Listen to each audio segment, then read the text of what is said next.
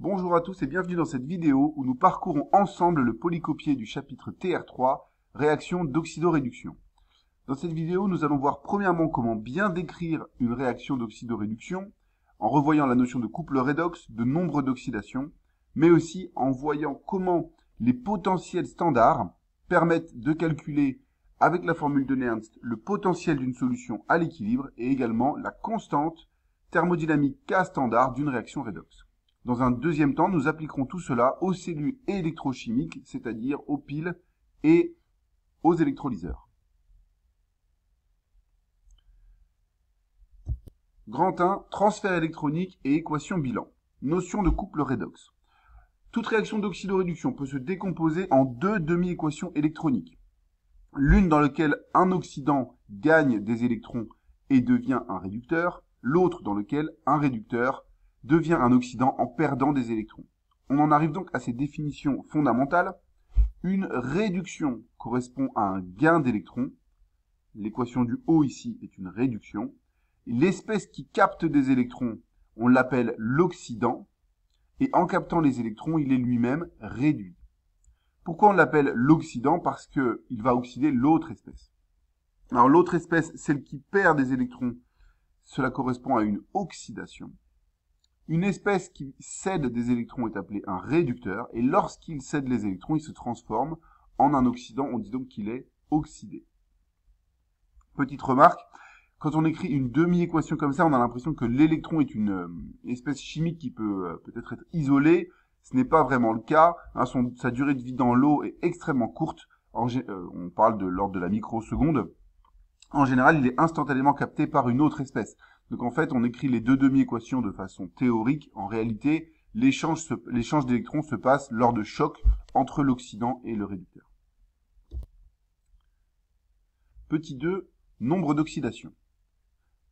Le nombre d'oxydation, c'est un outil conventionnel assez utile qui fixe l'état d'oxydation d'un élément choisi et qui permet de savoir en gros s'il est plutôt oxydé ou pas.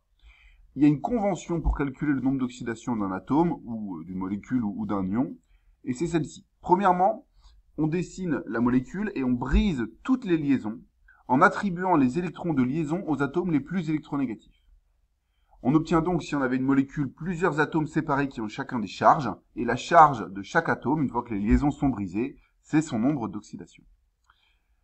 Il faut également se souvenir que normalement, une fois ceci réalisé, la somme de tous les nombres d'oxydation des éléments mis en jeu doit être égale à la charge totale du composé. Application. Calculer les nombres d'oxydation pour la molécule H2, H2O2 et CH3OH. Donc, en utilisant la méthode ici, vous dessinez les molécules, vous brisez, vous associez des charges à chaque atome et vous en déduisez le nombre d'oxydation de chaque atome. Je vous laisse mettre pause sur la vidéo et je donne les résultats dans quelques instants. Voici les résultats. Pour la molécule de dihydrogène, comme les deux hydrogènes ont la même électronégativité, on a une rupture homolytique de la liaison, c'est-à-dire que chaque hydrogène prend un électron. Une fois la molécule rompue, les hydrogènes ont chacun un électron. Or, un électron, c'est le nombre d'électrons de valence de l'hydrogène quand il est neutre, donc ils n'ont pas de charge. On peut en déduire que le nombre d'oxydation de l'hydrogène dans la molécule H2, c'est 0. De la même manière, dans H2O2, quand on fait la rupture entre les deux oxygènes, c'est une rupture homolytique. Chaque oxygène garde un électron. Mais quand on fait par contre la rupture entre H et O, c'est bien sûr l'oxygène qui récupère les deux électrons du doublet liant, qui devient un doublet non liant puisqu'il est plus électronégatif. Quand on compte les charges une fois la molécule brisée, cet oxygène a 7 électrons autour de lui. À l'état neutre, l'oxygène a 6 électrons de valence, donc ayant un électron de plus, il est chargé négativement. Le nombre d'oxydation de l'oxygène dans la molécule H2O2, c'est donc moins 1. Chaque hydrogène ayant perdu ses électrons, il n'en a plus, il est donc chargé positivement. Le nombre d'oxydation de l'hydrogène dans la molécule H2O2, c'est plus 1. On peut appliquer le même raisonnement pour CH3OH. Alors, même si en chimie organique on dit que H et C ont quasiment la même électronégativité, c'est quand même le carbone qui est plus électronégatif que l'hydrogène. Donc lorsqu'on va briser la liaison CH, on donne les doublets liants au carbone. Ici, lorsqu'on brise la liaison CO, c'est l'oxygène qui récupère le doublet liant, et pareil pour la liaison OH. Au final, chaque hydrogène ayant perdu ses électrons, il est chargé une fois positivement, et il a un nombre d'oxydation donc de plus 1 dans cette molécule. Le carbone se retrouve entouré de 6 électrons, comme à l'état neutre, il a 4 électrons de valence, il est chargé 2 fois négativement, et il a donc un nombre d'oxydation de -2 dans CH3OH, et l'oxygène, de même, a un nombre d'oxydation de -2 dans CH3OH. On peut vérifier que si on fait la somme des charges, on a bien 0 qui est la charge totale de cette molécule, donc la somme des nombres d'oxydation est bien égale à la charge totale. Il existe une autre méthode pour calculer les nombres d'oxydation qui peut être très pratique lorsqu'on n'a pas envie de dessiner la molécule. C'est une méthode qui marche bien dans les cas usuels, c'est-à-dire dans les cas où l'hydrogène aura toujours un nombre d'oxydation de +1 et l'oxygène aura toujours un nombre d'oxydation de -2. Ce qui est vrai dans quand même la grande majorité des molécules, puisque l'oxygène étant très électronégatif, il a tendance à récupérer en général les liaisons qu'il fait, et l'hydrogène étant peu électronégatif, il a tendance à perdre ses électrons. Mais attention, on voit que ça ne marche pas dans H2O2. Dans H2O2, comme l'oxygène faisait une liaison avec lui-même, il n'avait qu'un nombre d'oxydation de -1. Donc la méthode qui va suivre, c'est une méthode très pratique parce qu'elle est beaucoup plus rapide, mais il faut faire attention, elle ne marche pas si par exemple il y a des oxygènes qui font des liaisons avec des oxygènes ou des choses comme ça. Donc l'idée c'est quoi? Si on attribue automatiquement un nombre d'oxydation de +1 à H et un nombre d'oxydation de -2 à l'oxygène, alors en utilisant le fait que la somme des nombres d'oxydation doit être égale à la charge totale, on peut calculer sans dessiner la molécule l'oxydation des autres éléments. Faites-le par exemple pour HNO3 et Cr2O7-2-. Je vous laisse mettre pause sur la vidéo. Vous dites que voilà, la charge totale 0 est égale à la somme de tous les nombres d'oxydation. H c'est forcément +1, O c'est forcément -2, donc forcément on peut en déduire N. Et pareil ici avec une charge totale de -2. Je vous laisse le faire, je donne les résultats dans quelques instants. Voici les résultats. Donc pour HNO3, si je dis que la somme des nombres d'oxydation, c'est-à-dire le nombre d'oxydation de N plus celui de H plus 3 fois celui de l'oxygène égale 0, alors le nombre d'oxydation de N, eh bien ce sera 0, -1, -3 fois -2, autrement dit ce sera +5. On note que le nombre d'oxydation de l'azote dans HNO3 c'est +5. Pour Cr2O7-2-, j'ai 2 fois le nombre d'oxydation du chrome plus 7 fois le nombre d'oxydation de l'oxygène qui est égal à -2. En développant ensuite, on a que le nombre d'oxydation du chrome, c'est 1/2 de -2 -7 fois -2, et on trouve +6. Donc le chrome ici, c'est du chrome au degré d'oxydation 6 dans Cr2O7-2-. Autre méthode maintenant, nous allons voir comment équilibrer une demi-équation redox. La méthode pour équilibrer une demi-équation redox, c'est une méthode qui doit vraiment être faite de façon systématique et toujours dans le même ordre. Si vous ne respectez pas l'ordre de chacune de ces étapes, et si vous inversez l'ordre de 2 étapes, vous n'obtiendrez pas le bon résultat.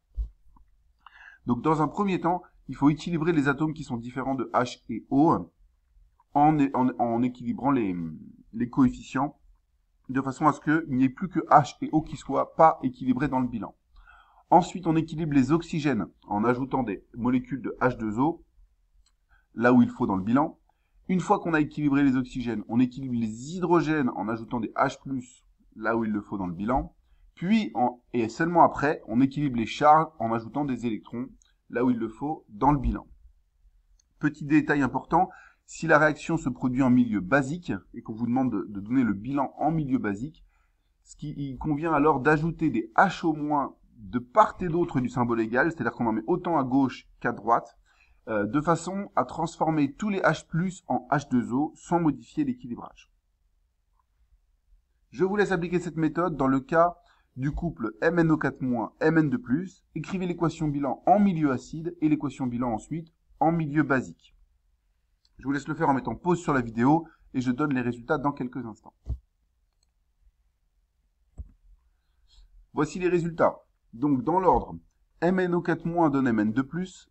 Si on suit la méthode, premièrement, il faut équilibrer les manganèses, mais ils sont déjà équilibrés. Deuxièmement, il faut équilibrer les oxygènes. Ici, je vois que j'ai 4 oxygènes. Je dois donc ajouter 4 H2O pour équilibrer les oxygènes. Troisièmement, je dois équilibrer les hydrogènes. Ici, je vois que j'ai 8 hydrogènes, puisque j'ai ajouté 4 H2O. Je dois donc rajouter 8 H+, pour les équilibrer. Puis, il faut ajouter les charges. Ici, je compte une charge moins plus 8 charges plus, ça fait 7 charges plus. Ici, j'en compte 2. Il faut donc ici retirer 5 charges plus pour avoir 2 charges de chaque côté. Je rajoute 5 électrons. Ça, c'est l'équilibrage en milieu acide pour le couple MnO4- Mn2+. Pour passer en milieu basique, je vois que j'ai 8 H+. J'ajoute donc 8 HO-, mais attention, je les ajoute à gauche et à droite pour que mon bilan soit toujours équilibré. Sinon, ça modifie le nombre d'hydrogène et d'oxygène à gauche et à droite. Donc j'ajoute 8 HO- de chaque côté. Et ensuite, je dis que les H+, et les HO- forment naturellement H2O. Voici l'équation équilibrée en milieu basique. MnO4- plus 4 H2O, puisqu'ici ça a formé 8 H2O, mais qui se sont simplifiés avec ces 4-là. Plus 5 électrons donne Mn2+, plus 8 HO-. Normalement, qu'elle soit équilibrée en milieu acide ou en milieu basique, il y a toujours autant d'électrons échangés dans l'équation. Hein. C'est juste qu'il n'y a plus d'H+, mais à la place, il y a des... on a fait apparaître des H2O et des HO-. Une remarque très importante. Si vous avez bien équilibré la demi-équation, le nombre d'électrons échangés est égal à la variation du nombre d'oxydation, normalement, des éléments dans l'équation bilan. Ici, on peut le vérifier puisque on a 5 électrons échangés, et si vous faites le calcul, dans MnO4-, le manganèse est au degré d'oxydation 7. Et ici, dans Mn2+, il est au degré d'oxydation 2. Il a donc diminué de 5 son nombre d'oxydation, ce qui correspond bien à lui ajouter 5 électrons. Ça peut être un bon moyen pour vérifier soit des nombres d'oxydation, soit éventuellement pour vérifier aussi que vous avez bien équilibré l'équation bilan. Petit 3, échelle des potentiels standards, E standard.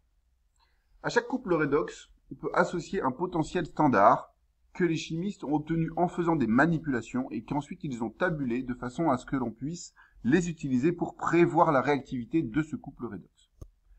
Concrètement, le potentiel standard correspond à une différence de potentiel, donc qui est mesurée avec un voltmètre, entre une solution qui est à l'état standard du couple redox étudié et une électrode standard à hydrogène, qui est une électrode dont on verra exactement la constitution un peu plus loin dans ce chapitre, et à laquelle on a attribué arbitrairement une valeur de 0 comme potentiel.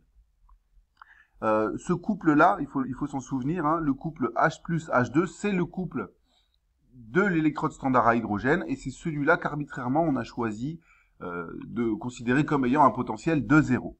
Tous les autres potentiels qu'on lit là, donc qui sont en volts, puisqu'ils sont mesurés avec un voltmètre, comme par exemple pour le couple Cu2 plus Cu, 0,34 volts, eh bien c'est la différence de potentiel qu'on mesure avec un voltmètre entre une solution contenant donc du Cu2 plus à 1 mol par litre, puisque à l'état standard, et du cuivre solide, et puis une électrode standard à hydrogène qui serait constituée donc en fait d'une solution d'acide à 1 mol par litre, et de dihydrogène lui-même à l'état standard, donc c'est-à-dire à 1 bar. L'échelle des potentiels standards, en général, on l'écrit en mettant les oxydants à gauche et les réducteurs à droite, puisque la plupart des échelles que l'on écrit, hein, ça peut être la même chose pour l'échelle de pKa, on les écrit en mettant les accepteurs à gauche et les donneurs à droite. Pour l'échelle de pKa, les accepteurs, c'était les bases, puisqu'elles acceptaient le proton, et les donneurs, c'était les acides, puisqu'ils donnaient un proton. Donc là, dans le cas de l'oxydoréduction, l'accepteur, c'est l'oxydant, puisqu'il accepte l'électron, et le réducteur, du coup, c'est le donneur d'électrons.